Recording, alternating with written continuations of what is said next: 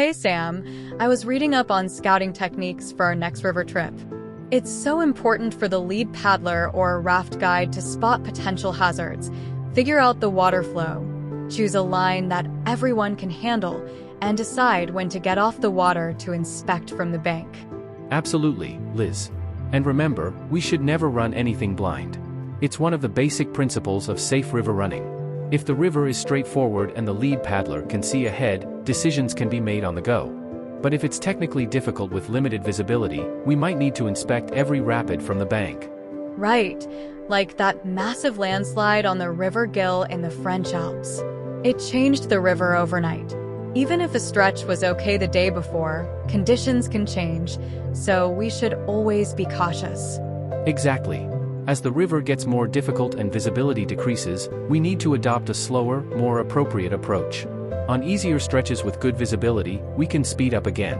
It's also about the group's ability. A smaller, more skilled group can handle tougher stretches without being overly cautious.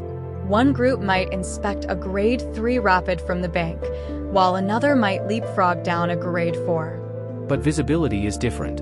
If a fast-moving stretch disappears around a blind bend, someone has to get out and have a look, no matter their skill level. If there's a river-wide strainer and we don't inspect, the consequences can be fatal. We need to constantly switch techniques based on the river's nature. We can keep paddling on straight sections where we can see far enough ahead to assess the difficulties and choose a line. And as the river gets more difficult or bends reduce visibility, we might need to slow down or reverse paddle to give the lead paddler more time to assess the situation. The lead paddler might take a wide turn to get a better view and signal the team to take a safer route. Open boaters can stand up for a better view. When visibility is further reduced, we might need to move from eddy to eddy.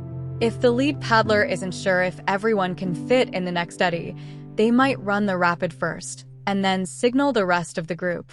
If the eddies are obvious but small, we might have to leapfrog or eddy hop. Sometimes, the lead paddler can get into a micro-eddy to see around a bend and signal the rest of the group to follow, run one at a time, or get out and inspect. If the lead paddler can't inspect from the water, they'll have to get out and inspect from the bank. If the way forward is straightforward, they get back on the water and lead the team down. This is especially useful for open canoes and rafts. And when the way forward involves a complex or risky line, the whole group might need to inspect from the bank. Everyone needs to decide if they can run it or if it's better to portage. Markers are important when scouting a rapid and discussing the line. They help indicate changes in direction or features to use. Misunderstandings can be dangerous, so we should ensure everyone knows the exact feature by, for example, throwing a stone at it. Early warning signs are crucial too. A tight bend or sudden drop often causes a loss of visibility. If we hear roaring water, see spray from a big drop, or notice a change in the tree line, it's a sign to get out and inspect from the bank. The event horizon is another key indicator. Upstream of a drop, we might see the foreground and background but not the middle ground, creating a false horizon. It's a warning sign we shouldn't ignore. Landmarks are useful too, especially on fast-flowing sections lacking eddies.